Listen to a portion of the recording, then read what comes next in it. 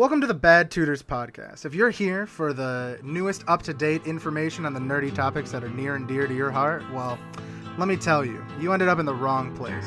Here we are all about hot takes, grandiose displays of misinformation, so stick along for the ride and you might just blow a blood vessel or two. For this episode, I will be giving Tyler a deeper look into the different factions that reside in Malifaux, what their goals are, and some of the key characters for each of them. Now, to preface this, I just finished reading the first book of the first edition of Malifaux.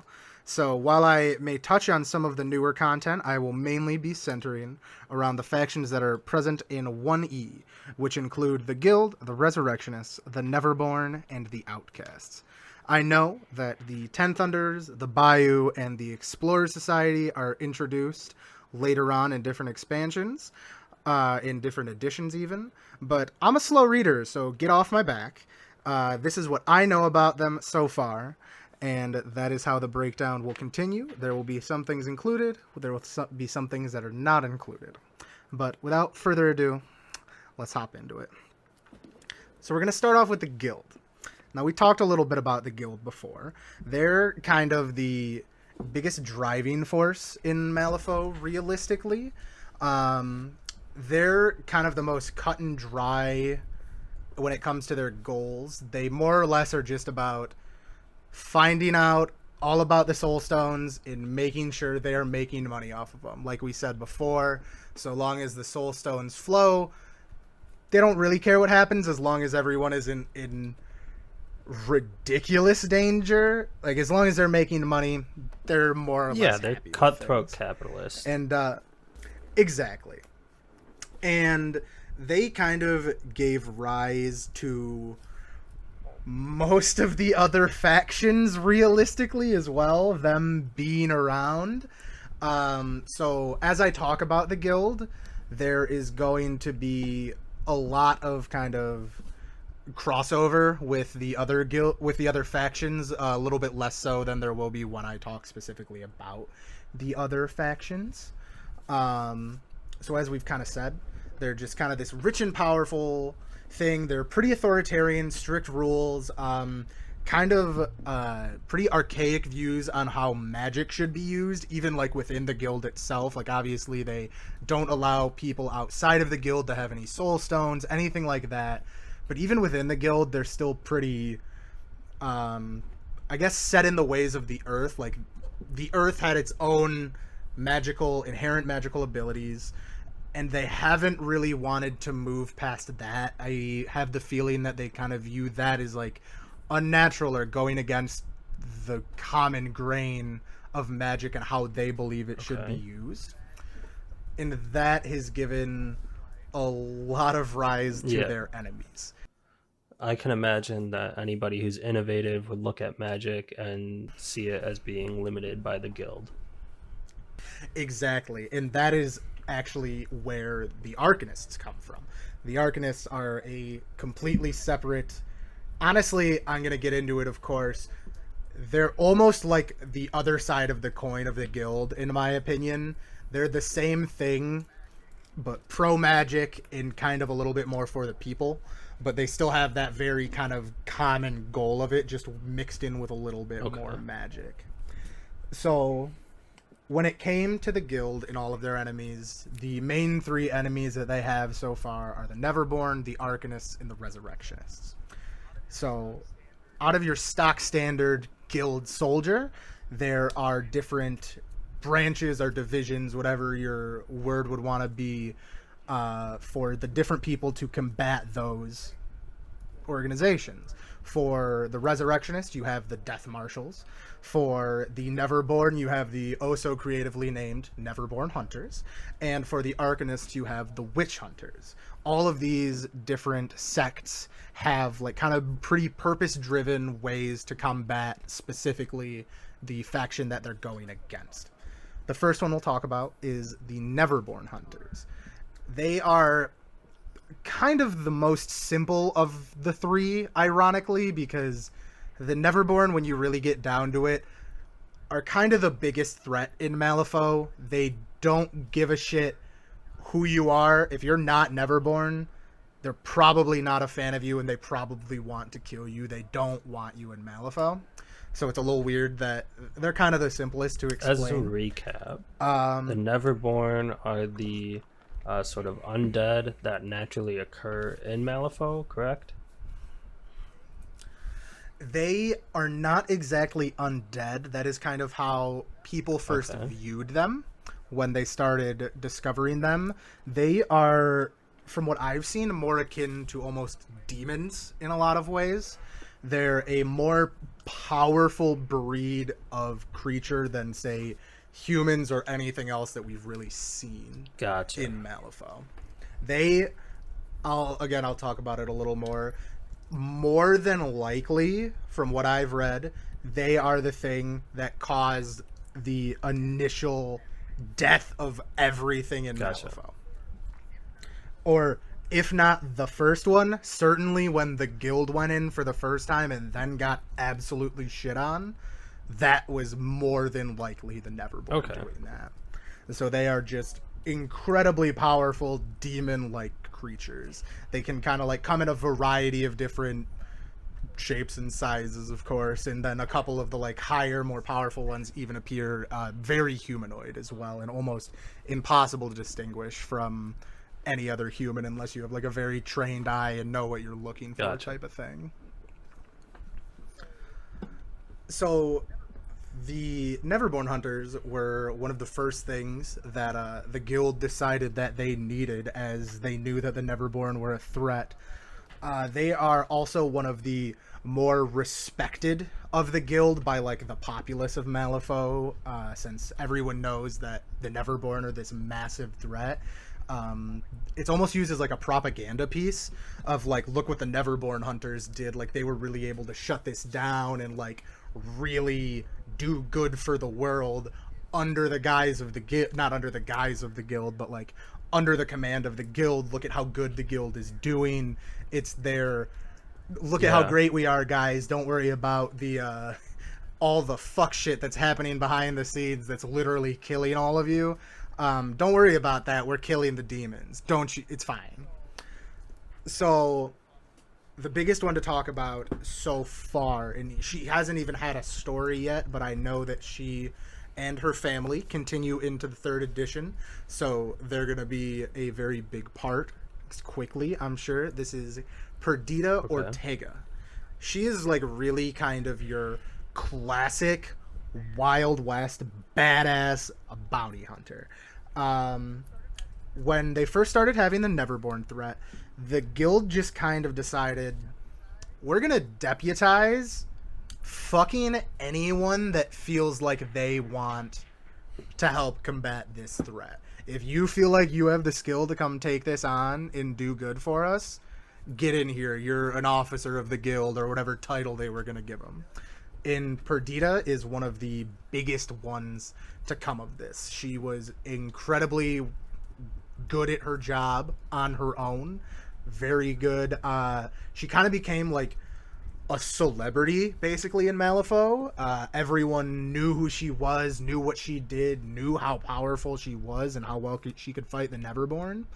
And as her bounties got more and more powerful, more and more riches to be gained out of them, she's actually started to bring in her family as well, which they allowed her with the communication just in general, and being a family unit. They were able to set up like a lot of crossfire lanes, big ambushes in just like a fucking sheer force of bullets and craziness to really just bring down whatever Neverborn they were tasked with hunting. I say that she really learned from Dominic Toretto, since her tabletop keyword is family. She brings in the likes of Nino Ortega, Francisco Ortega, Abuelo Ortega, and probably what is one of my favorite names that I've seen so far in Malifaux is Papa Loco. And he's just a fucking lunatic with a lot of dynamite. Love me some bombs. Which, how fun. Exactly. Like, it's going to be a great time. And I know that all of those characters, at least all of those characters that I just named, do continue. They are playable in the 3rd edition of Malifaux. And I only say that because there is a section of Malifaux called Dead Man's Hand. These are masters that have died in the story. Masters are your leader in the tabletop game, which in the lore kind of just translates to an important character in the story, more or less. All of them are still playable. I won't spoil the couple people that I know are in the Dead Man's Hand. But I know that in one story, it kills fucking 3 of them. So that's going to be hype when I get there. Shit. That's going to be a lot, I'm sure. That's pretty much the Neverborn Hunters. Like I said, the first book didn't have any stories about Perdita, but it had a breakdown on all of the 1E masters that it had at launch, I assume. So it was 3 for each faction. So that's kind of all we really know about the Neverborn Hunters right now. Also, there isn't really a lot known about the Neverborn in general. They're like pretty secretive overall, so there isn't a ton to know about them. There's just little snippets here and there that we kind of learn about them. So next we have the Witch Hunters, and these are the people that combat the Arcanists. And people do not like them. The population of Malifaux is not a fan of the Witch Hunters in general.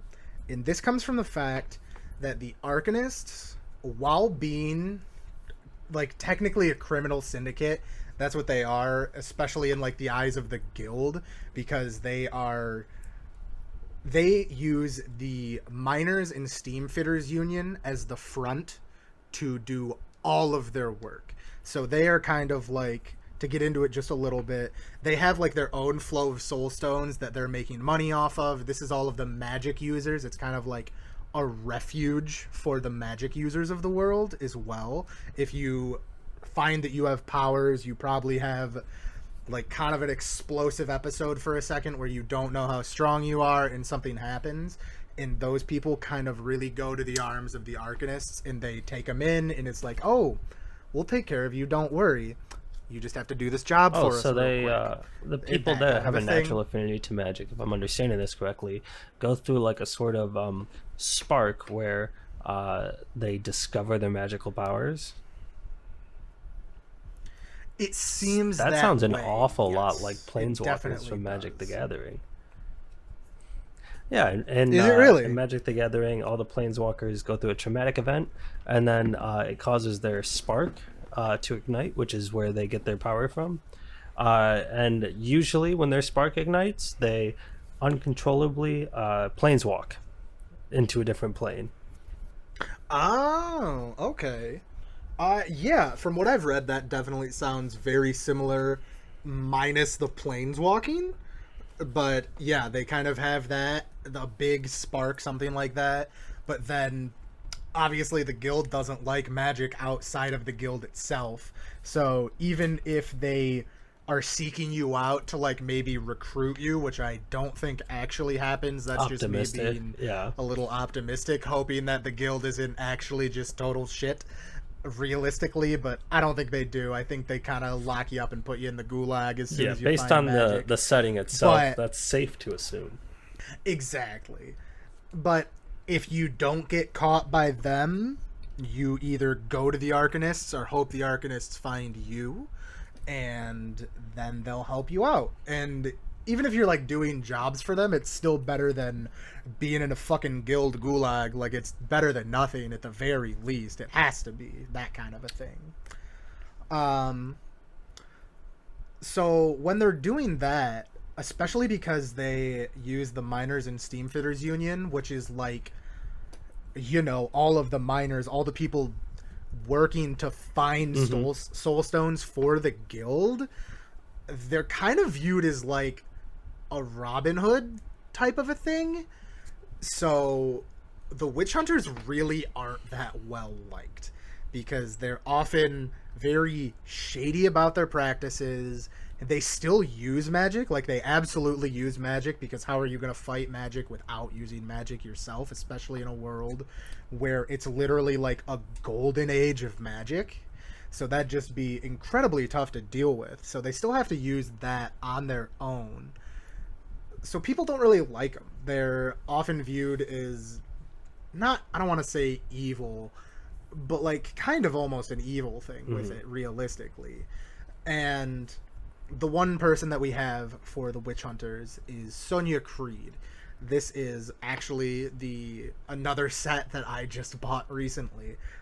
She has a really big fucking flaming sword, and she's kind of cool as hell. She's very progressive in her views of magic. She realizes that the guild is very archaic in how they do things, and if they're going to continue to combat this and even further their own power, you really have to be able to keep going. You can't stop innovating on magic. So she has kind of a very cool take on all of this that I really like. Wait, is she a witch hunter? She is a witch hunter. That's like such a weird philosophy for a witch hunter to have then, right? It isn't. It definitely is in the eyes of the guild, and like in the couple stories that she's had, she's even like kind of butted heads with a couple of the other higher ups in the guild about how she does things and like what her goals are. Kind of like you're thinking more about your own goals than the goals of the guild. But to be able to fight the new magics that the Arcanists are coming out with, she kind of has to be. Like, to be able to keep fighting new and more powerful magics, you can only swing a sword so hard. Even if it's a giant flaming sword, once you swing it as hard as you can, if it gets blocked, you're fucked. Like, that's obviously way too literal of an interpretation, but like, you know what I mean. Like, martial prowess only goes so far when you're combating the most powerful magic that anyone has come across. So what kind of ends up happening with her? She's the chief officer of the task force, in fact. And the guild kind of ends up waging like a proxy shadow war against the Arcanists, because they know that the Miners and Steamfitters Union is a front. Like, it's not it's a secret, but like it's not a secret. It's pretty easy to put together, especially when you're higher up in the guild. You have access to the information. But if the guild just went and tore down the doors of the people's fucking thing, there'd just be fucking mass revolts. Like, you couldn't deal with that. So they kind of have to like pick their battles and like make things look like accidents in that kind of a thing, which is another reason that people really don't like the witch hunters, because they're just waging a fucking Cold War proxy battle of where can we find this stuff and where can't we, you know? That makes sense. They can't just like take an active stance against the public, because then, you know, in the public eye, any sort of good favor that they may have had just instantly turns into like a bad press situation. I get it. Exactly. So finally, we have the last division of the guild's forces outside of just their like general rank and file boys, the Death Marshals. Now, these are the guys that are trained and made to fight the Resurrectionists, the Necromancers of the world. Now, I'm fairly certain that Death Marshal is in fact just a title. Like, someone can hold the title of Death Marshal, but there are also literal Death Marshals, which so far, and we've talked about how cool some of the models are in this game, this is one of my favorite ones so far. I'm going to link you a picture of it real quick. These are guys, they are Ghost Rider. They are Ghost Rider with literal coffins strapped to their back. Shit. They have a massive fucking Peacebringer revolver with its little cutout in that picture with a giant blade off the front of it. And this guy in the picture I sent you, he's standing on a coffin. They're normally strapped to their back. And from what I've read so far, that is not for aesthetic value. They fight with them actively, and it's the coolest shit I've seen in a long time. not only will they just like swing it in the goddamn face of some zombies or undead, sorry, which they absolutely do. They'll just slam it into their face, blunt force trauma, and just kill the fuck out of them. But they've also used them to like kick out their legs with the door open and then trip them up into it and then seal them into it, and then they have obviously like a bunch of magic and stuff tied to it. But it's just fucking cool as shit. These guys are awesome as hell, and I just never came across them before, because at first I was like, the guild, hand wavy, they're kind of whatever, they're gonna be the authoritarian whatever. But like, that's what I really love about this world, is like, I'm gonna talk about more things, and I don't like necessarily going like, oh, this equals this in our world, but like Malifaux does a really good job, in my opinion, of taking like a pretty standard trope, but just twisting it, not even enough, but like more than enough to, it's like, wow, not only is it its own thing, but like, holy shit, that's so much cooler than the thing we started it's like with. subvert it. In like, a death marshal is like Ghost Rider, but what if he just used a coffin and is like, that's dope as hell. Yes, I am on and it's board. like it subverts your expectations in the best way, not in the like the cheap like, oh, it would make the most sense for this to happen, so instead we went a different direction. It's more of, this is what you think should happen, and it does happen, but it's even more fucked up than you thought it would be. And to tie the Death Marshal's aesthetic to something that some listeners might know, if you play League of Legends, Shadow Isle champions, Hecarim, Thresh, the flaming ethereal green fire that is like coming out of like their skulls or like their joints or what have you, that is a very similar aesthetic that the Death Marshals have.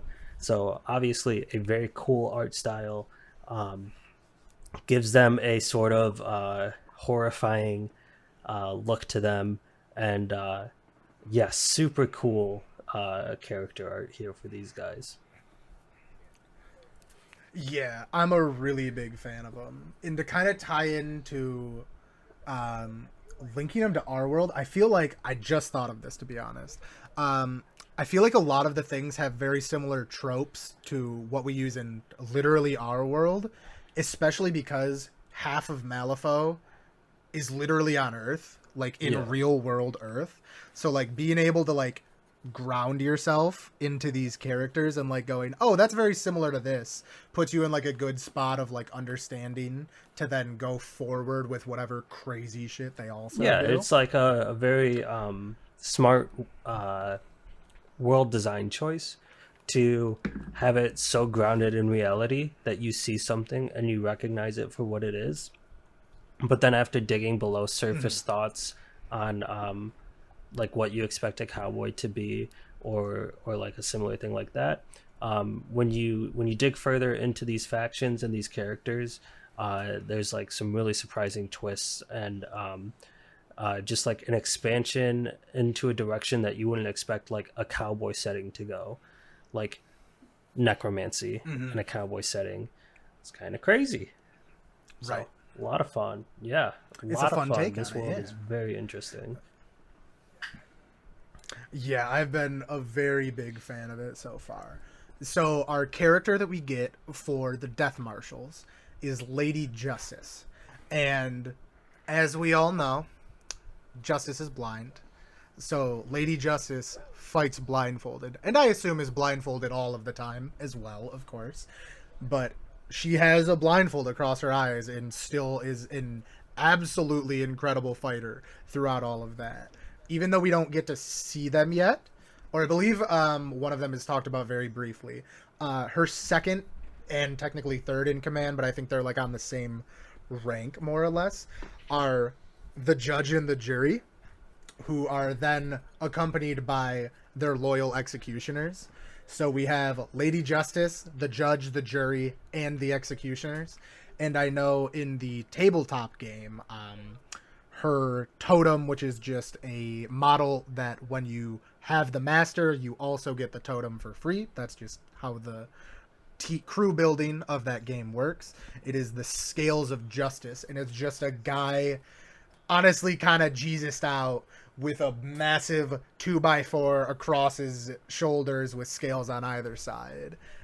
So I just kind of love that as well, of like, oh, it's like a subversion of expectations. And then it's like, nope, Lady Justice, Judge, Jury, Executioner, Scales of Justice. Yeah. Bam, done. We just talked Let's about go. like how they are sort of elusive in the tropes and stuff, and then they get to Lady Justice, and it's just, this is exactly what you think. Don't look into it. Yep. Yeah, don't read into it. She is to the point. What the guild's goals are what we are going to do. We are not going to deviate from that. And if you deviate from the mission, I'm going to be really upset at you. But I'm not going to do anything to you until after the mission, because that would then be deviating from the mission. Yeah.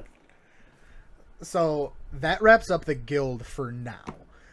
So kind of in a quick conclusion, like I said, they're a lot fucking cooler than I thought they were going to be. I was not expecting to like the guild all that much, especially because they seemed very tropey as opposed to anything else.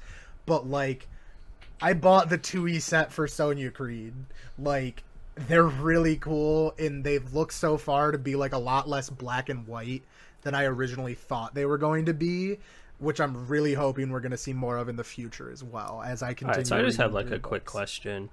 You bought the second edition of Sonya, right?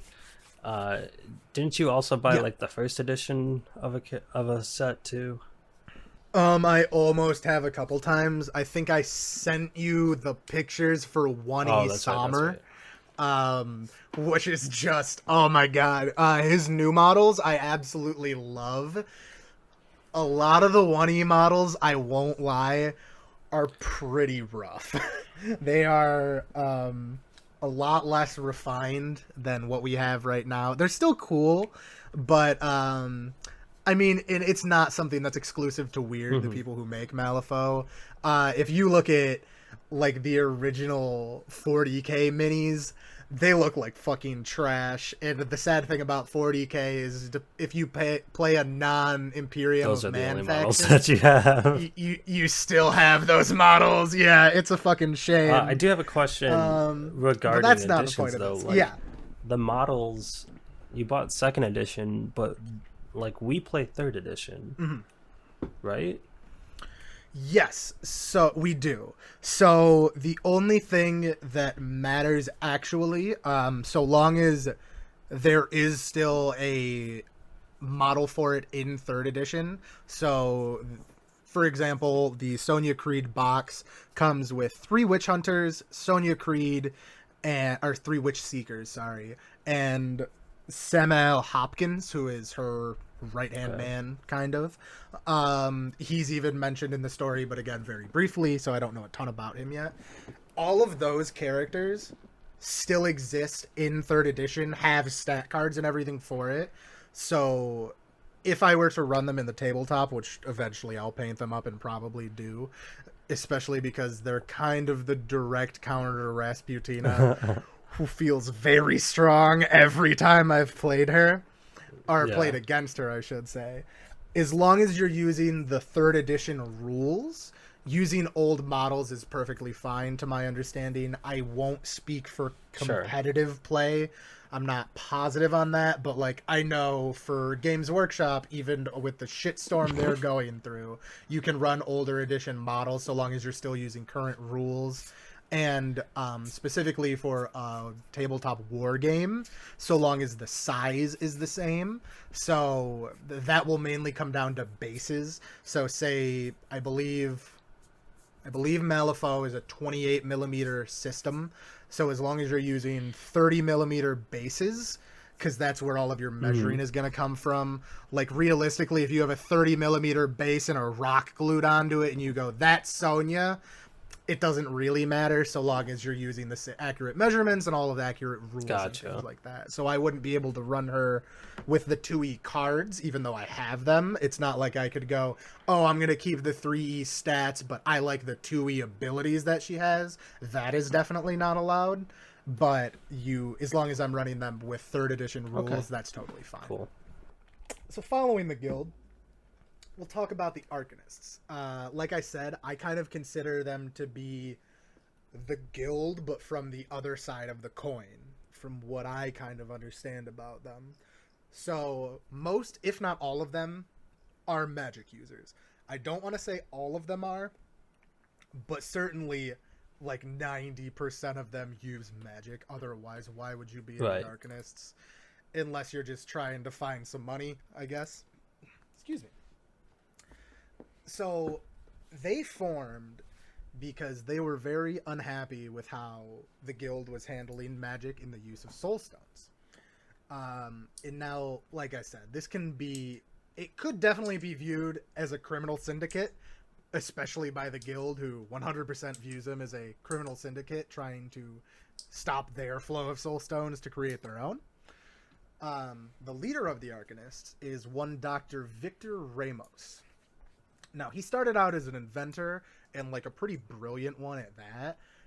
Some of his like really prominent inventions that have saved like hundreds, if not thousands, of lives of the people working in Malifaux start with just a mechanical canary, which pretty simple on the surface, but like when you can create a very consistent mechanical thing that tells you get the fuck out now or you will die, like a canary in a mine. People really like that. Gotcha. Exactly. But mechanical, so it won't fail as much as a bird will. And I mean, it won't die, so it can just tell you when something's there. I'm sure it can tell you what's there. It can tell you where it is, where you need to stay clear of, things like that. The second biggest thing is the Hollow Marsh pumping station. Now, this is what allows a lot of the mine shafts to be kept dry and free of those pesky floods, which, let me tell you, really put a damper on productivity, and they weren't a fan of that. So the pumping stations just obviously does what it says on the tin.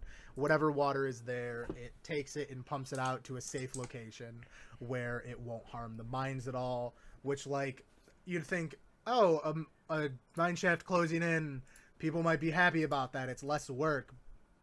But not if 200 people die as it floods, you know? Like, you can't get everyone out. So having something like that has really kept a lot of people safe. And all of these kind of innovations led to him becoming the president of the Miners and Steamfitters Union, which then, of course, led to him being in control of being in control of the Arcanists, but it led him to create it. Once he had the power to do something about it, he then formed a guild that could combat the guild itself.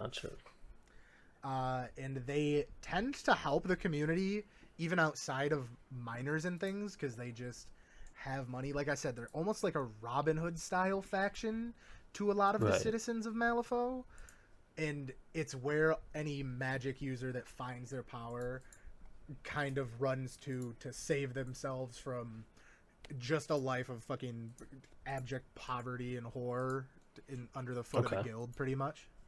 So they fight very firmly against the guild. They not only practice magic on their own, but they are constantly seeking to find new kinds of magic, more powerful kinds of magic, refine their powers, and be better in any way they can, especially in this kind of golden age of magic we have forming with the use of soul stones.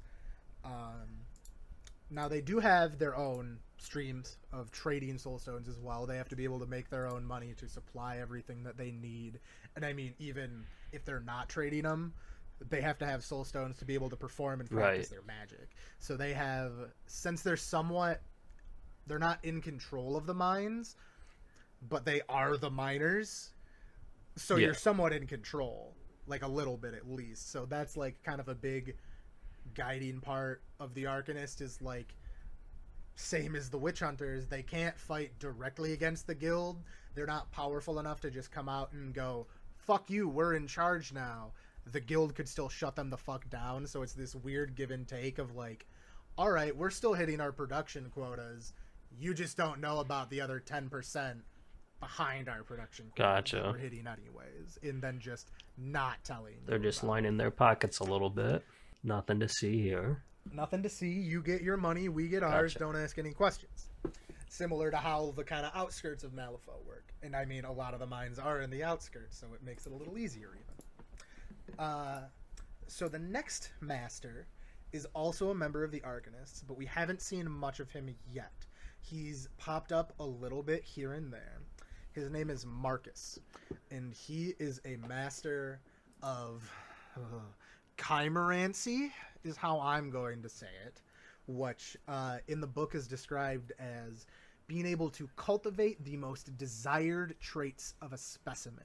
Now, this focuses on animals and creatures. I don't believe it works on people. I could be wrong, but I don't think so. So he tames the wild creatures of Malifaux, which are already nightmarish monsters that you should avoid at all costs. And then say he takes a tiger, right? Biting, big, strong part of the tiger. Bigger jaws, more teeth, 2 heads maybe. He changes them and breeds them. Breeding is the wrong word since it's magic, but crafts them to be the strongest version of themselves for the trait he's looking for, basically. Which, when the guild takes to kind of fighting them outside of the city on the outskirts of Malifaux, this is where he really comes into play. He has a whole menagerie of monsters that he can just guerrilla warfare sick on the guild to just absolutely rip them apart when necessary. Okay, so he would take like an offensive trait of some sort of animal or specimen and amplify that trait to make them better at it. Yes. So like for instance, if he used a boar, he would instead make their tusk sharp and metallic instead of, arguably dull and made out of bone. Yeah, so here, I'm going to drop you a picture. This is keyword Chimera, which is his keyword. And it has 2 saber-toothed Cerberus, which, as you can see, are like multi-headed saber-toothed tigers.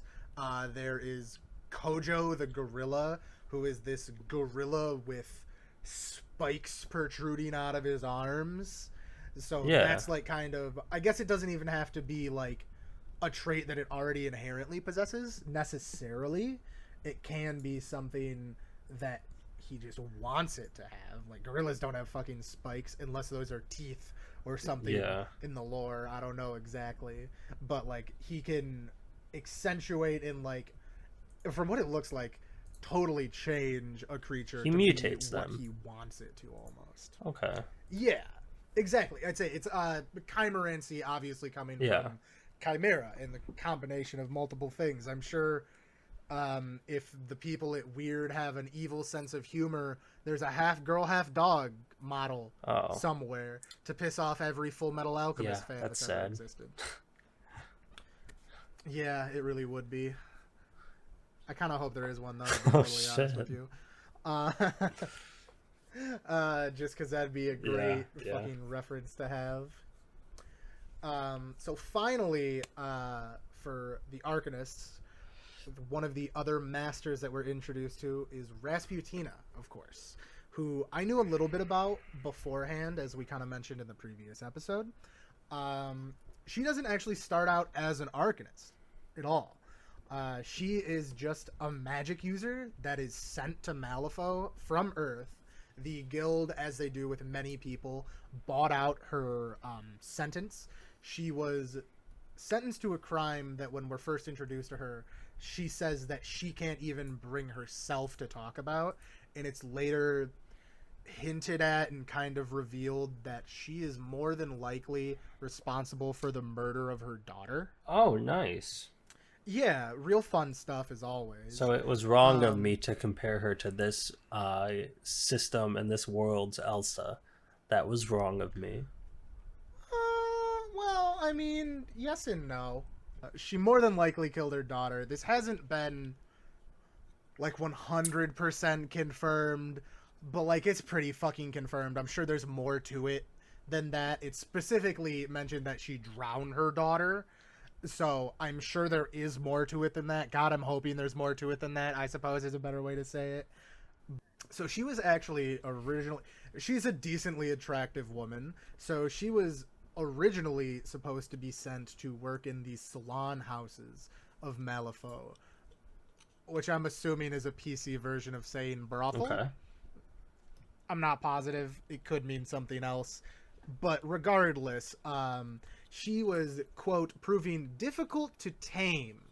So she was actually sent to the mines. Okay. Because she still had magical powers that could fuck with shit. And then at some unknown point in time, so far at least, she made contact with an entity known as December.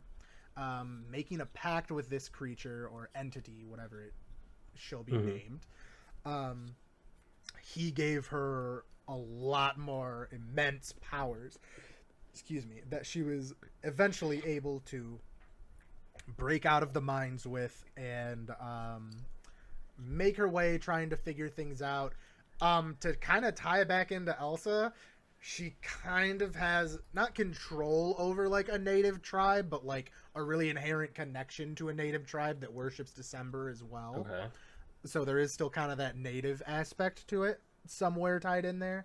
She's only like briefly mentioned this. She's had some dreams where she sees them. I think she's been there like once or twice in person, but we don't see that in the stories as of yet. She ends up being hunted by Lilith for a while, one of the heads of the Neverborn. A bunch of stuff happens there. She's almost killed by Lilith, actually, because the Neverborn are actually very much against December specifically. So seeing Rasputina is kind of his point of contact into the world, a way to come back in a physical manner. They're trying to kill Rasputina. She blacks out during the fight and ends up actually being saved by the Arcanists. Kind of taken in by Ramos a little bit, and I believe talks with Marcus a little bit at first as well. She agrees to start working with them, but so she does become officially an Arcanist, but it's very much to further her own goals. She just views them as like a way to get soul stones, to further her power, to continue helping December. That's like her overall goal. That's what matters to her. Okay. And the Arcanists are just a means to an end for that. Yeah, that makes sense. So that's what we know about the Arcanists so far. Their goal is pretty much just the opposite of the guild, while doing the same. So next, we'll hop into the Neverborn. So this will be a little brief because, as I've said, they're pretty secretive. In a lot of ways, we don't know a ton about them yet, even though we're kind of meeting their characters a little bit here and there. They're very behind the scenes. I'm guessing it seems like if you want to put a faction as bad is the enemy, it's the Neverborn. So we don't really get to know, you don't get to know the villain's plans, because that alleviates all tension in a story. So that's kind of where I think Neverborn are headed. Now, these are quite literally the things that go bump in the night. I know I made that analogy before, but that was before I continued reading and got into the faction breakdown. When we have a dream here on Earth, that is a vision to the other side of the breach into Malifaux. So that means when you have a nightmare about a monster, not only is that monster a real corporeal being, but it does actually want to kill you. They are tangible, real nightmare creatures that we see in our dreams Earthside. All right. So let me get this straight. Kind of fucking terrifying. Yeah, let me get this straight. So what you're saying is, when I have my reoccurring fever dream, which literally happens anytime I have a fever, it also happens in Malifaux. Or it exists in Malifaux, rather. You are seeing a vision into a place in Malifaux that it is happening. Well, that's... Not that, like, your nightmare causes that to happen. It's just that you get a glimpse into it. Okay, so what you're saying is that in Malifaux... Your sleep paralysis demon is real, and it actually... Well, so it's not a sleep paralysis demon so much as it is a devoid white space where I'm standing next to a wood chipper that's spewing wood chips all over the ground. And I look at the ground, and it's just wood chips as far as I can see. And I can't get away from the wood chipper. And it's just white everywhere else. I mean, I can't speak for that specific dream. There might be a wood chip monster. That's not genuinely not impossible in this world. I don't think I know of one, but that's not an impossibility. Yeah, I would definitely agree. That is quite literally my fever dreams, by the way. It's just me standing in a white, empty space of, I guess, consciousness, and there's a wood chipper that is coating, I guess, like the floor or the ground in wood chips. It's like my entire sleep is just me standing next to a wood chipper running. Interesting. I feel like you've told me that before. That is a very interesting fever. I feel like I should like speak to a psychiatrist about it, see what they think about it. I would recommend it. Yeah. Should probably speak to one That anyways. definitely sounds like a good plan. Get my shit squared away. It's definitely something to look into. Anyways. Yeah.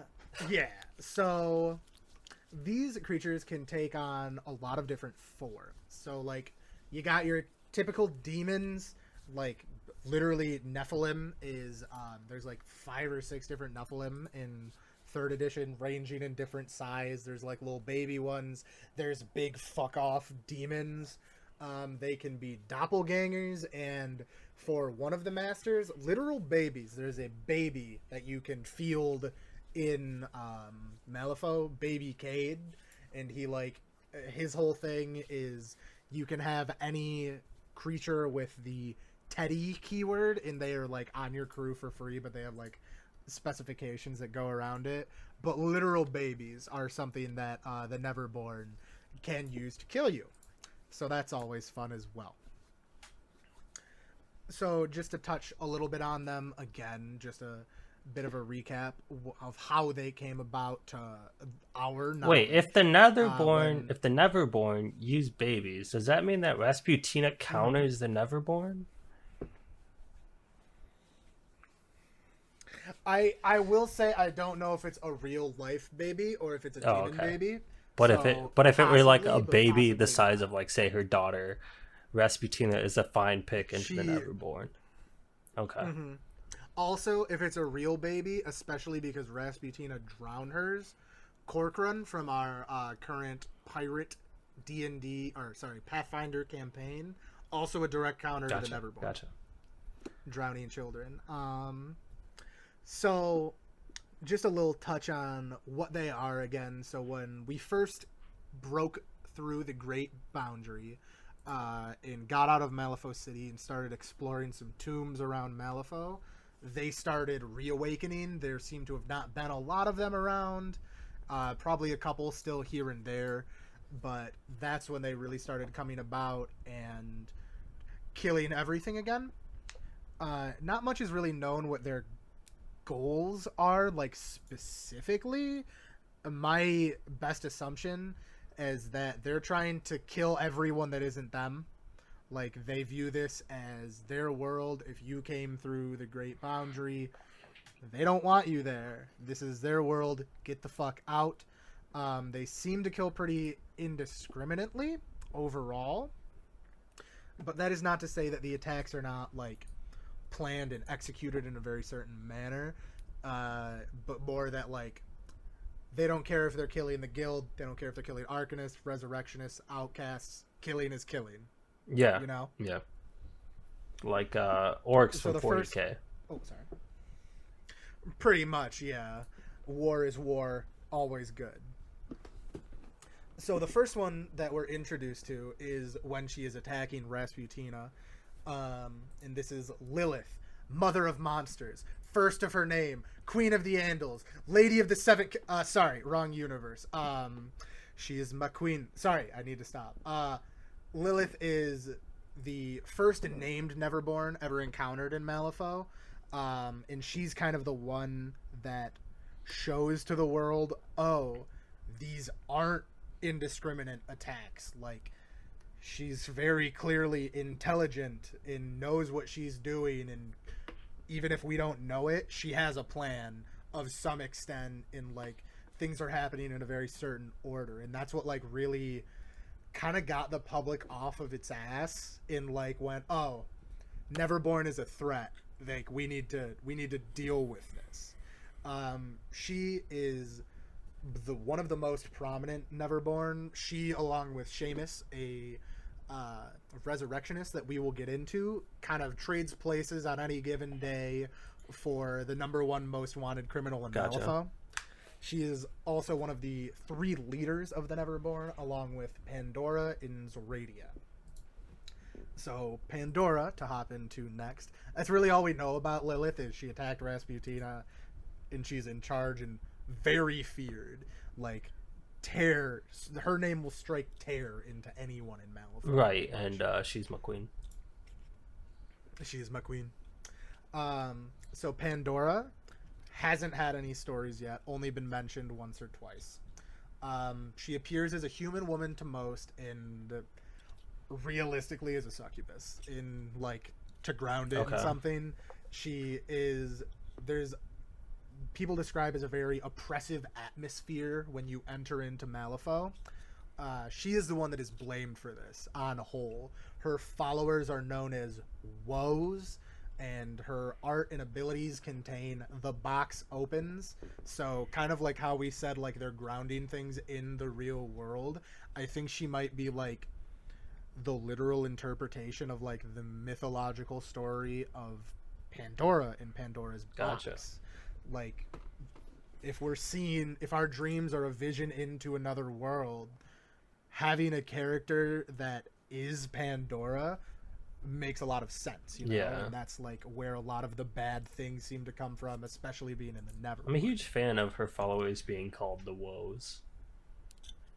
I like it as well. That's just like so on theme. Anyways. Mm-hmm. She is the one that has baby Cade. He is one of her woes. So the final master is Zoradia, and she is a steampunk Baba Yaga. Like, straight up, it's so fucking hang cool. on. She is. What's her name? Zoradia. Oh, because unless you misspelt it here, there isn't an I after the D. It looks like Zoraida.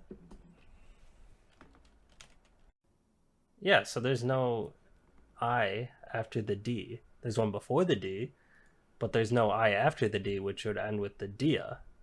So it would be Zoraida or Zoraida, not Zoradia or Zoraida. I am mispronouncing it then. Yes, I agree. I just had to do that now so that you think about it the entire time. And any sort of practice you did in your head is now out the window. And you're going to stumble through this next section. You think I practice as I write? I appreciate it. Everybody knows that we don't go through this shit beforehand. But she is literally a steampunk version of Baba Yaga, and I really love it. She is, or will be in the future, she is a split master, which is not that uncommon. She is both part of the Neverborn and the Bayou factions. Okay. She's a fortune teller at heart, but what people don't really realize is that not only does she tell the fate, she controls it a little bit as well. She has some undisclosed influence over the threads of fate and can pull them as she wants to get her to accomplish her goals. Now, only the foolhardy really seek out her knowledge. Either you're desperate or you don't know what you're actually getting into when you go and seek her out. People speculate she may be at the heart of the bayou, but with everything in the bayou, they don't really... No one's like measured it out. No one's actually trying to figure out if she's in the heart of the bayou or not. When you're looking for her, people are simply told to follow the frogs, because as you're going in, the sound of frogs will get louder and louder and louder until you're very close, and then there will be a deafening, almost maddening silence that has driven people insane before finding her. Now, the coolest part, and why I say she is a steampunk Baba Yaga, is the hut she is on is very precarious. It rocks back and forth, and the biggest part is it moves around on giant mechanical legs. So it is literally a fortune teller in the hut on foul legs within the bayou, which is just so fucking cool. I absolutely love it. Yeah, that's pretty cool. I'm a very big fan. So that's kind of the Neverborn. Not a lot's known about them. We know a bit about the Masters. A couple people have gone to Zoraida already. Zoraida, sorry. I definitely already have that in my head. Gonna have to fix that. Yup. They've gone to her and gotten a couple missions from her. One of the outcasts that we're gonna talk about in a second actually has. That's the main person that we've seen talk to her so far. So moving into the outcasts, to be honest, it's kind of a catch-all for you don't fit into the other factions. Oh, would you say that they're outcasts? Yeah, exactly. Like, of course, like, that's definitely how it works. Yeah. But, like, it's definitely, like, the outcasts, a couple of them happen to be working together, but, like, that's not the point at all. Like, they just happen to be working together. Well, what's cool about them having an outcast faction is that they can explore, like, some other creative mind spaces instead of, like, would a member of the guild actually do such and such? Well, no, because that's against the guild or the Arcanist or, you know, whatever faction insert here. The outcast can do Right. and be, you know, outside of those sort of restrictions. It's Yep. like, you know, it's kind of like, oh yeah, they're outcasts. You know, they're all catch-all, But but like, yeah, it's creative space for the game designers too. Exactly. It definitely makes sense that it's there. And the cool thing with them is because of kind of how Malifaux in the world works, if you're hearing about an outcast, it means they're, like, pretty fucking powerful. Because if you don't have, like, the backing of the guild, the Arcanists, if you're not a demon, if you don't have necromancy, to be able to still be known and be powerful is, like, a pretty big achievement. Like, it takes a lot to, like, rise up and, like, make something of yourself. So being a known outcast, not that they're known officially as outcasts in the world, of course, Right. but, like, being known as that means that, like, they're pretty powerful, which is pretty cool as well. So, like, we're not getting, like, some little bitch ass, like, oh, they're gonna die in 2 stories. I mean, maybe we will, but, like, it doesn't seem that way, especially because Malifaux is so character based. It doesn't seem like killing someone's gonna be a very big deal. It's not just gonna be out of nowhere. Although I say that, but that I won't get into that yet. We'll get into that later. So the first one, our first master for the outcast that we're introduced to is Leviticus and his apprentice Alice. Now, Leviticus is also very cool. I'm going to say that for all of them. They're all really fucking cool. Of course they are. I'm very into this world. Of course I'm going to enjoy them all. Steampunk necromancer, though, that doesn't fall in with the resurrectionists. He's one of the few people that actually came to Malifaux to find his own fortune and to, like, further his craft and, like, be better at what he does. So he kind of creates cyborgs in Malifaux. He's very into replacing the weak flesh of man with metal and machinery. He has, I believe, an arm and a leg of his own removed and has a robotic replacement in there with it. And that's kind of like what he does. He replaces, it's like prosthetics, basically. Yeah. But they're magical prosthetics that have a little bit of necromancy tied in them. What he does overall is completely legal. He's, of course, does some like back alley stuff, but like he's just like a respected death surgeon or whatever they're called, whatever his official title is. But like he's not an outlaw at all. He's like totally fine with the guild. I assume fine with the Arcanists to some extent. Or maybe he doesn't associate with them, I don't know, but like he's very much is above board in most cases. Some people, Alice, his compatriot, is a little young, and people have some questions about that, but it seems pretty much like she is genuinely just his apprentice. Okay. And there's nothing going on there. There might be later on, especially, but like so far it's been pretty clear that that is not true. By the way, right now, in my mind, I'm spinning a Pathfinder build to make Leviticus, because I know you can. I'm just trying to get all the pieces working so that, you know, it captures him perfectly. And you know what? I'll have it by our next episode. Okay. Here, let me drop you a picture of him so you know a little bit more what you're shooting for. All right, and I will describe him here. Okay, so blown back hair, male pattern baldness. He does have a prosthetic on his left arm, and he's got some tubes roaming around his body from his back, along with it's connected to his cane or something like that. Looks like he has like little lightning nodes on his shoulder pads, and he's wearing a lab coat. So, I mean, just think of like your typical mad scientist trying to animate life, like a la Dr. Frankenstein. Oh, no, we're getting to him. He's coming in Resurrectionist. Oh, okay. Different and then. Yeah. It looks like it's processing. There is Alice as well, his coworker. Okay. So if you're looking to build with leadership, there's your coworker. Okay, so she'll be a gunslinger. Yep. She looks a little goth, but you know, that could just be like the gothic setting here. Yeah, well, I'll have to like look into her a little bit more to see how I can build her as a cohort. Just off the top of my mind, there is a wizard archetype that gives you leadership to train another wizard. And there's a feat to literally replace body parts with undead body parts. And I know that you know about that one, so we've talked about that one. That one I'm a little aware of. Certainly a little aware of that one. Yeah, so continue. So, to connect a couple of the masters up, Leviticus has had some brief talks with Sonia Creed. Okay.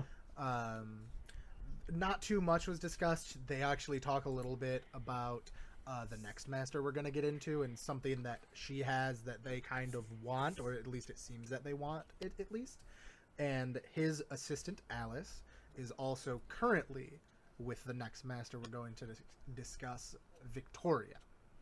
So we're introduced to Victoria as she crosses the boundary, the Great Boundary, into Malifaux. She is riding in a train car with I believe just herself, Leviticus, and Alice. She, we learn, is a bounty hunter that definitely seems to specialize in assassination.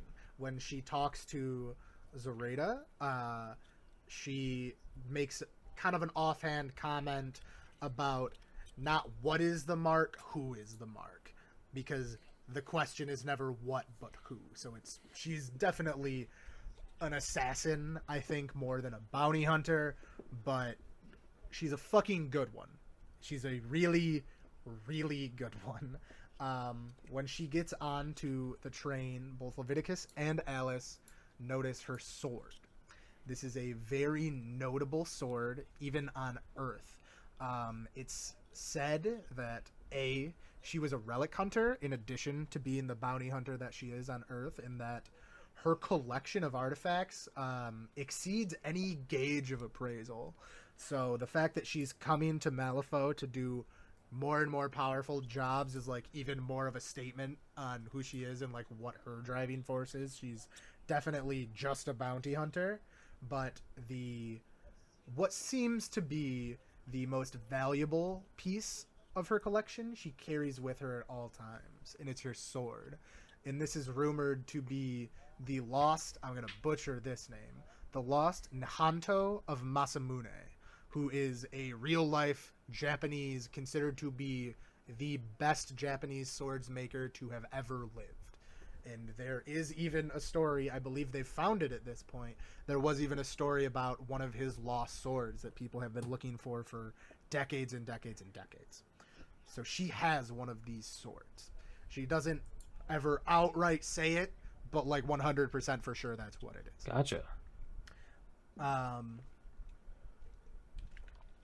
As I said with the Outcasts, very highly renowned for her work. She's good at what she does, and people know it. She's not quite like a household name, of course, because no one knows the name of bounty hunters, but like if you're in that kind of a circle, you absolutely know who she is, for sure.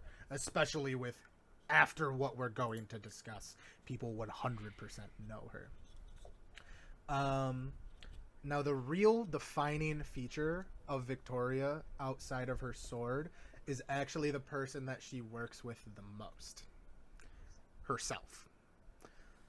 So when they're traveling to a place called Kathira, and we will get there eventually, not in the faction focus. I want to do probably a breakdown of kind of the 1E book, or 1E books like as a whole story, so we'll get there. But she's traveling there with Alice, as are most of the masters that we've discussed. That's kind of where the first book ends. She's on her way there. They get into a carriage with a girl named Dora and her child, whose name doesn't fucking matter. It's not Baby Cade. Actually, it fucking might be Baby Cade. Did you just... I think the kid's name might be Cade, and I just didn't put it together until just now. Oh, man, that's great. It is not important for the context of what I'm talking about, though.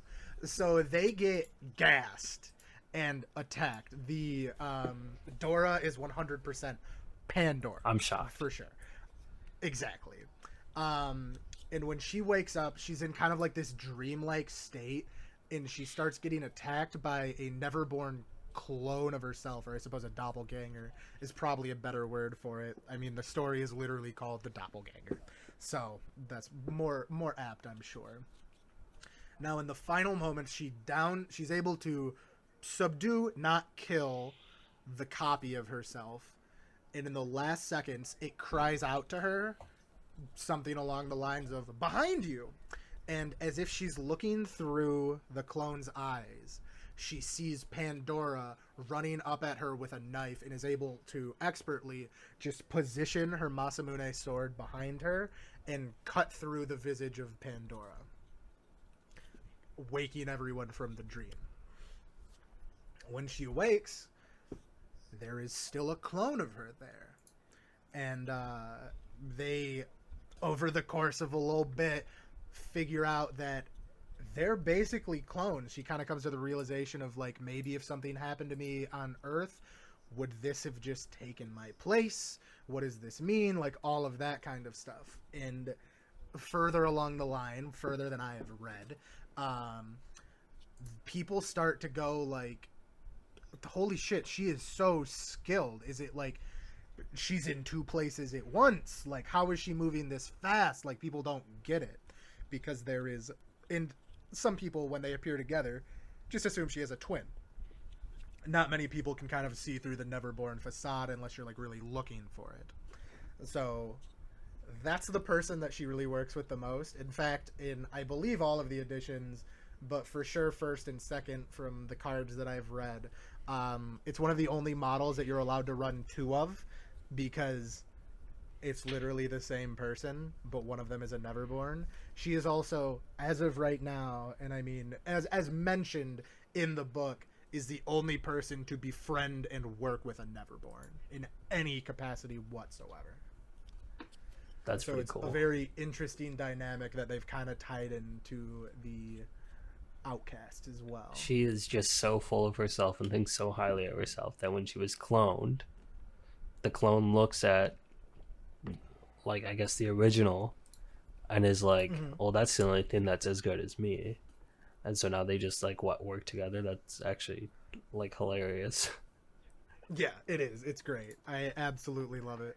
Any character, and I don't want to say, like, they are narcissistic, because, like, that's not exactly the vibe, but, like, it definitely kind of is. Like, there's a little thing when they're traveling, she has the clone, like, tied, her hands tied to the pommel of the saddle that they're traveling on, because the cart they were traveling in got absolutely fucked, obviously. And there's like this little offhanded comment about, like, I go to make a joke and she automatically knows the punchline. Like, they're separate people, but, like, clearly this isn't, like, something mimicking her. It, like, to some degree is her. They are the same even though they're not, type of a deal. Gotcha. So our final outcast is, of course, the best boy and will be my favorite regardless of what happens in the story of this world, Summerteeth Jones. Now, Summer is a gremlin. The goblins of this universe, as you know, goblins have always been my favorite race personally, in just, like, most settings. They're just always so fun, and Malifaux absolutely does not disappoint. When the guild began to encroach on the lands of the Bayou, which is kind of a decent distance out from especially Malifaux City proper, but even, like, there's a decent stretch of land in between that anyways. Sommer was one of the first ones to band the gremlins together to fight them off. So him and the Bayou boys spent some time observing them to just kind of get a feel from them and see how they're going to fight them off. And this gave Sommer a realization. In the guild, the man with the biggest hat that was the loudest was in charge. So he decided this is going to be his personality, to the point where his tabletop keyword is big hat. That is the defining feature of him. He has a massive top hat, and he is very loud, because that's what he views as being as in charge, as dictated by what he saw in the guild, which is just fucking hilarious to me. God damn it, I love goblins so much. So when we talked about him before, I actually did get one thing wrong. I was kind of misremembering it a little bit. When they were conducting a raid, this is how he got his name. How he got the name of Summerteeth Jones. I don't know what he was called beforehand. We only know him as Sommer. It might be Jones. It might just be Jones. That's very likely. So they were conducting a raid and an assault or whatever it was, something against the guild, and he got hit in the face with a rifle butt hard enough, if a blow that would have killed a hog. I said he got the injury wrestling a hog himself, because goddamn if that doesn't sound like some Bayou ass shit. Because it absolutely is. I believe there's like a luchador gremlin that, like, literally does wrestle hogs. So that isn't, like, completely out of line, but I misremembered it a little bit. So he stood up from this blow that should have killed a hog, spit out some teeth, saying, "Sommer here," and then proceeded to rip the teeth out of the skull of the man that hit him, proclaiming, "Sommer there." And unfortunately, he hasn't had any stories yet, which made me very upset, but I'm really looking forward to them. That's a pretty great origin story, regardless of which Isn't one it it? is, wrestling a hog or getting hit in the face and then ripping the teeth out of another man's skull. Both are amazing. like I said, I know that he, for a good deal of time, is in charge of the bayou, but then he kind of, I think he pisses them off a little bit, but his son Lenny Jones is then just unanimously voted to be the leader of the bayou, but it's his son, so he's just a fucking the puppet leader for Sommer. So he's still like realistically in charge, for sure, even if he's not technically in charge. So that wraps up the Outcasts for now, and we will hop into the last faction for the day, the Resurrectionists. Get your heart on ready. We're talking about necromancy just for you. Oh, I'm rubbing my nipples over here. Oh, I'm sure. So, to quote the book, their practices are particularly appalling to the citizens of Malifaux, who already must contend with the occupational dangers of the mines and the nightmare spawn of the Neverborn.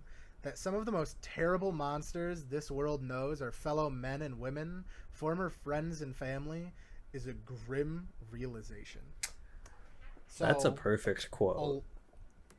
It really is, isn't it? It really kind of just encapsulates necromancy to those that don't practice. It encompasses the entirety of Malifaux perfectly. Just there's all these bad things, and the worst people are the guys standing next to you. Yep. Oh, that demon? Oh, yeah, that demon will kill you and rip your eyes out. But this guy next to you will slit your throat and bring you back after using your soul to power bringing you back to life. Yeah. Which is worse. It's, again, similar to 40k, not to always bring 40k into things. It's like, what's worse? Getting devoured by a tyrannid? You're going to just be used for biomass? Or sent into the warp? You're turned into a demon now? Or dealing with the Inquisition, which is just a whole nother fucking shit show that we don't have time to get into. So, along with the Neverborn, these are like probably, the Resurrectionists are probably the second biggest threat, only because they don't really band together at all. So Resurrectionists aren't only fighting Neverborn in the guild, in the Arcanists, they're also fighting the other Resurrectionists, vying for the same power that they're going after. So, the guild, I said that the guild, like, kind of created their own enemies in a lot of ways, except with, like, the Neverborn, kind of, like, you can blame them for that, but, like, it didn't matter who came in first. Like, whoever the first people in were gonna wake up the Neverborn. So, like, I wouldn't necessarily blame them outright for that. They really kind of created the Resurrectionists, though. As we talked about, there's, like, giant swaths of land that are quarantined and you're not allowed to go into for sake of the Neverborn being there, and they'll fucking kill you. What happened is, when necromancy was made illegal, which was like immediately as soon as it was discovered, obviously people really weren't fans of that, even though we're in like a grimdark Wild West where they're killing orphans to power magic, necromancy is still like a step too far. Right. Which, understandable. I'm not going to argue that at all. Like, that definitely makes sense. I'll be the one to argue it. Yeah, you can definitely argue against that. So, as the guild tried to stop it, it really became a bigger problem because they drove them into the quarantine zones. That was, like, the only place where they could really practice necromancy without, like, immediately being found out. And while they've had to combat the Neverborn that live there, if they're able to, it means they're incredibly powerful in a very similar way to the Outcasts.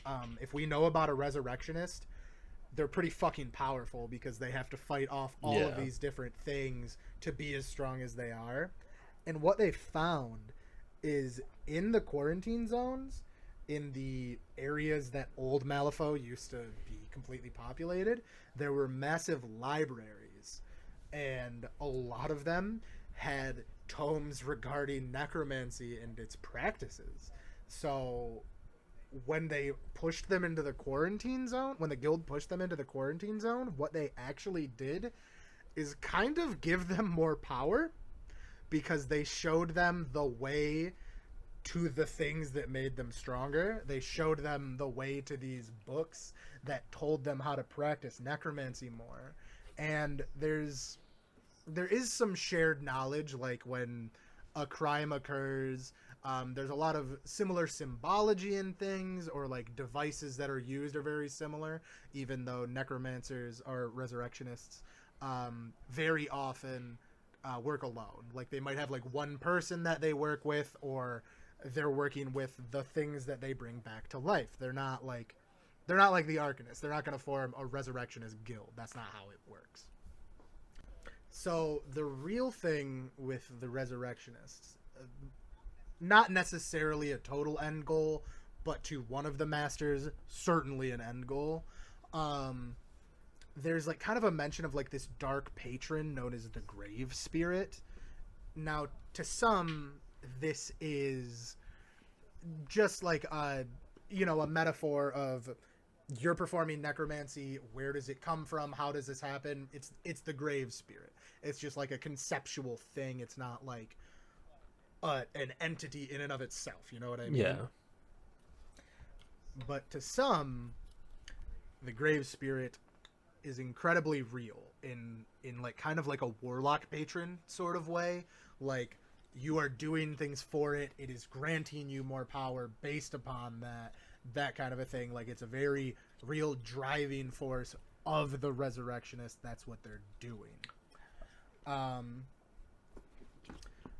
So using all of that information, many resurrectionists have just kind of created these massive, like, I don't want to say castle-like, but like these massive holdout shelters where they're just constantly fighting the Neverborn and the other resurrectionists that are trying to take their information, and every once in a while the guild trying to conduct a raid, which they've more or less like given up on unless they find someone that's like really close to a quarantine line, because it's just way too fucking risky to go against the Neverborn and the Resurrectionist at the same time, because like neither of them are gonna fight against, like neither of them are gonna team up with you to fight the other, and even if they do, then they're just gonna turn around and kill you anyways. Right. So they kind of stopped doing that, but every once in a while there have been. That's how we know what we know about how the guild knows what they know about Resurrectionist is they found a massive library there. Deur's Library, Durs apostrophe S. This is discovered by the guild. I'm assuming discovered by some resurrectionists first as well. It's where they found what was kind of considered the Rosetta Stone of the age. That's how they were like able to translate things from the old time in Malifaux into current English. Gotcha. That's what they based everything off of. So that was in the quarantine zone and also contained a lot of information on necromancy. Oh, and this is just I'd say it's like kind of standard in a lot of things that involve necromancy, but it's a good point of clarification. When a body is reanimated, especially if the soul was captured in a soul stone, it is not the person it once was. It is just basically an undead puppet. Like, that's all it is. It's not, you don't get resurrected and you're still yourself type of thing. Gotcha. I mean, that's like common across most areas where necromancy is like a big thing. It's like, exactly, yeah. You know, I'd say, or in the case of our first resurrectionist, he has undead dancers other than puppets, and this is Seamus the Mad Hatter. He is known, other than Lilith when they're trading places, as Malifaux's most wanted criminal. His escapades throughout the city terrify all of its inhabitants, and he can generally be seen with his undead belles, a troupe of showgirls taken from Madame Sibyl's saloon. I'm probably just pronouncing it that way because of Divinity 2, but that's how I'm going to pronounce it regardless. Tales of his misdeeds make it breachside. So they're going to Earth. Oh my god. What he's doing is so fucked up most of the time. Just him appearing in public has prompted riots from the masses, which of course gives him plenty of time to commit whatever crime he was there to commit in the first place. And he is one of the resurrectionists that does in fact believe in the grave spirit, and he would do nearly anything to work for it and further his craft. So when you say believe in the grave spirit, you mean believe in the grave spirit as like a single entity rather than like an idea similar to like the great beyond. It's like, nope, that is the spirit of the grave and I'm here to appease it. Gotcha. I am quite literally appeasing the spirit of death. It is a real thing and I am working for it directly. Gotcha. Second in our lineup of necromancers is Dr. Douglas McMorning. And as I've said, I don't necessarily like to draw like very direct comparisons to like existing characters, but also 100% McMorning is a much cooler version of Dr. Frankenstein. 100%. He is an absolutely manic doctor in charge of the city morgue. When he went to Malifaux, he was very much trying to further the practice of science, further the practice of medicine. But he slowly kind of discovered necromancy, and it started to corrupt him and draw him into it more, and he became a very powerful resurrectionist. His position in the guild is very recognized. He's like respected more or less. I believe this kind of drops off towards the end of the book a little bit, but like he does autopsies, he runs the morgue, he's just in charge of that kind of things, and he especially does it on crimes that are attributed to the resurrectionists. Like there's one character, Molly Squidpidge, who is very much associated with Seamus. She's the one character that he's like really chasing after for the whole book to like re-resurrect her. That's like his whole driving point in the first book, more or less. And McMorning is the one that does the autopsy on her. So that's my guess of like how he kind of got exposed to necromancy in the first place, is so many people dying and just seeing the work of resurrectionists. That's probably how he kind of got into necromancy of his own accord. Okay, so to your knowledge, does the guild know that he's a necromancer? I think they may know it at the end of one of the stories. He was kind of really forced to flee, but I think he covered his tracks pretty well because he was working with Seamus. Seamus kind of made a whole distraction that like blew up half the morgue. Specifically to save Mom. Okay. But they weren't, as always, like I said, resurrectionists don't do anything for free. They're not working with each other to further each other's gain. There was very much things were trading hands. Seamus gave him some new technology and a new way to do things that hasn't really been talked about, other than the fact that he reanimated only a skull of a guy that is very important to the story, of course. He's just like hilariously talking to it the whole time. Like he just keeps this reanimated head in a bag, and then just like takes it out and like makes some wisecracks to it, and then is like, all right, well, that's enough of that, and then just puts him back in the fucking bag. It's pretty great. A little Hamlet for you there. Exactly. And to further our Dr. Frankenstein analogy a little bit more, McMorning has I wrote servant, the guy that's with him all of the time, Sebastian. He's just Igor. That's all he really is, but he's kind of like a wisecracking, self-aware Igor as well, which is pretty good.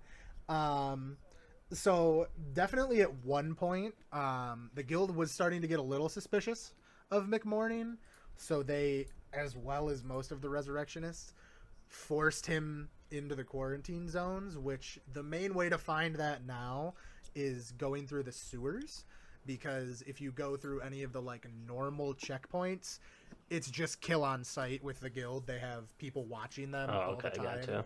So you have to go through the sewers.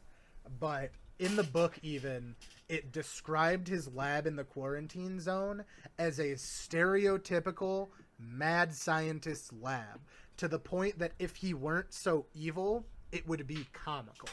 So like he is quite literally a more powerful, much cooler Dr. Frankenstein. And obviously he's using the cadavers from the morgue once they're no longer useful, or I assume once they're cremated, he'll just take them instead and throw some ashes out or whatever. And that's where he's like getting his power to like be practicing things more and more.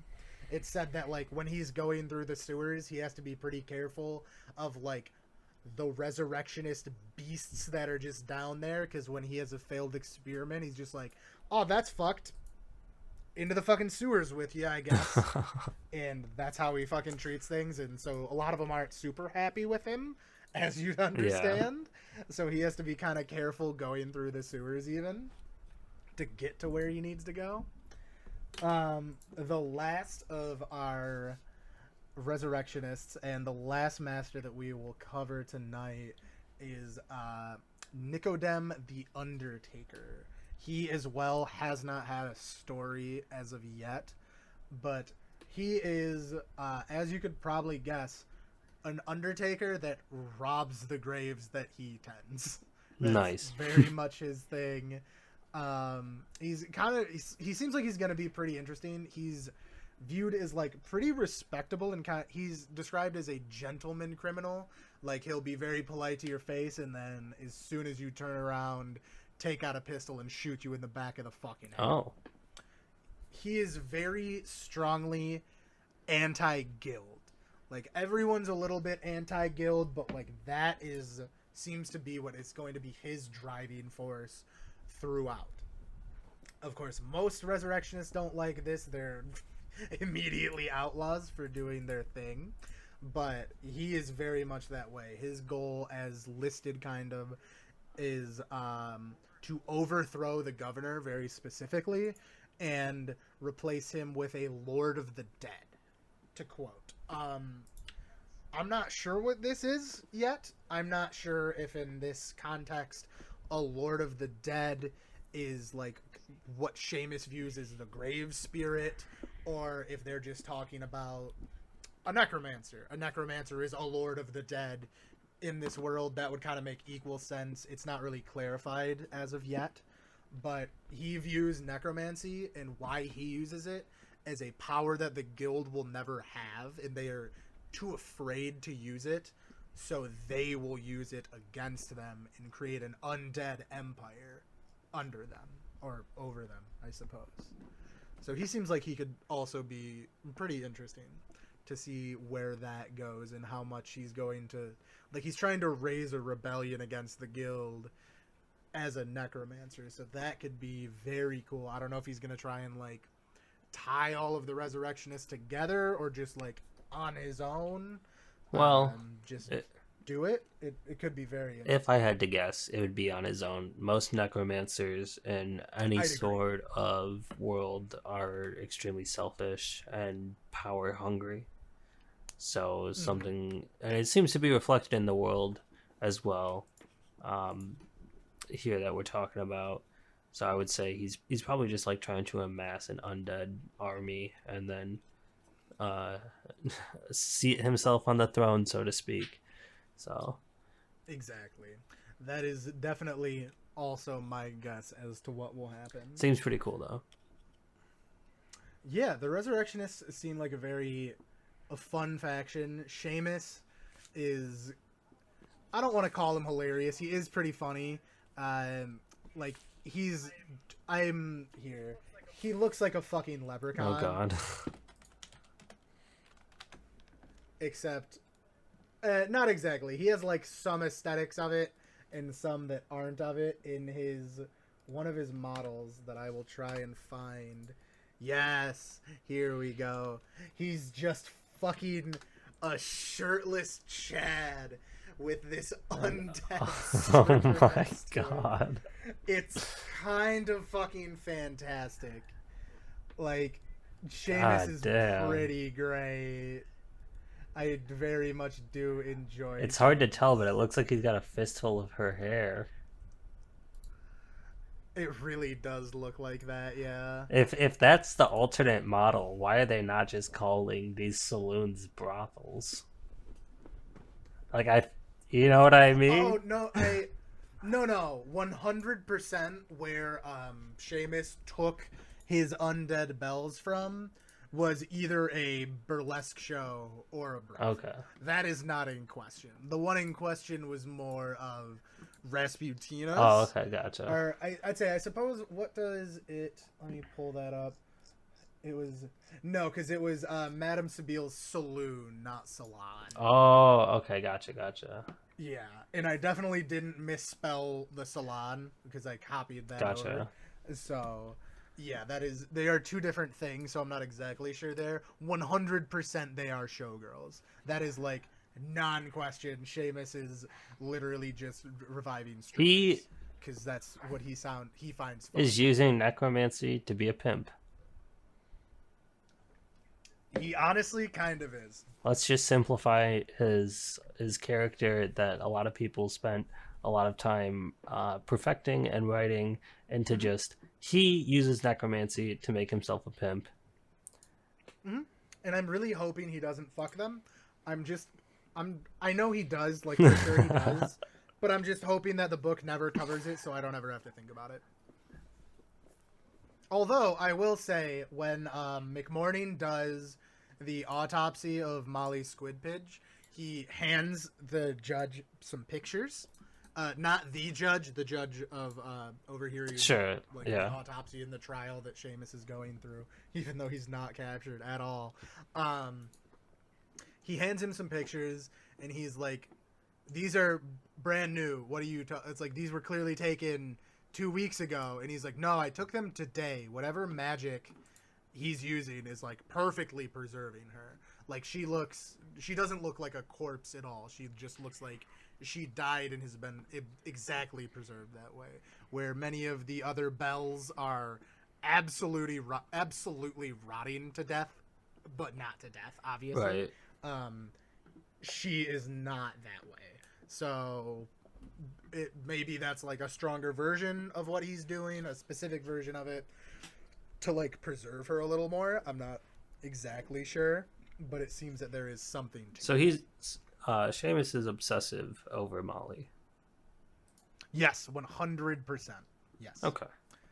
There is a whole thing where Rasputina kind of interferes with that. I don't recall it completely, so I don't want to like misquote it, but that's like where I was like, you recognize Snow Bitch big fucking fur coat, like it wasn't named in there, but it's like, oh, that's who that is. Be. And then later on they actually do fight and like completely fuck up one of the biggest train stations in Malifaux. And they're like, oh, we meet again, you bitch. And she's like, yeah, what the fuck, man? What are you doing? Knock it off. Quit resurrecting people. And he's not having it. And he's just like talking to the head the whole time. It's great. He brings out like a soulstone powered flamethrower. That's kind of incredible. And he's just kind of this idiot as well. He's like, we might be a little outmatched here, Molly. We got to get out of here. Throws a smoke grenade down, and Rasputina just goes, wind powers, what are you fucking doing? And he's just like, right. Shit, now what?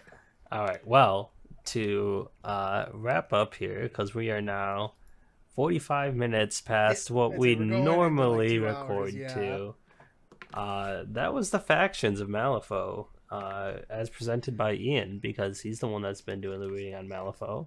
And I've been sitting here learning about it in real time and having a lot of fun with it. Well, I'm glad that you are. There's a lot to it, and obviously the just world primer of the last episode could be covered a little quicker. I wanted to give like a decent dive into all of these to just get like a good feel for all of them without like super telling the stories of them yet. which will probably be next. Yeah, when we get into stories, we'll have at least motivations of some big names, as well as just like overarching motivations of each faction. So we'll have a little bit of grounding in that respect. So this was the Bad Tutors podcast. I've been Ian. I have been Tyler. And thanks for listening. Catch us next episode where we discuss more Malifaux or possibly some magic. Who knows? And I will be building out. Oh fuck! What is his name? Leviticus. Leviticus and Alice. I will build both of them as Pathfinder characters so that you all can listen to my lovely voice, because I know you missed it this episode, and for that I apologize greatly.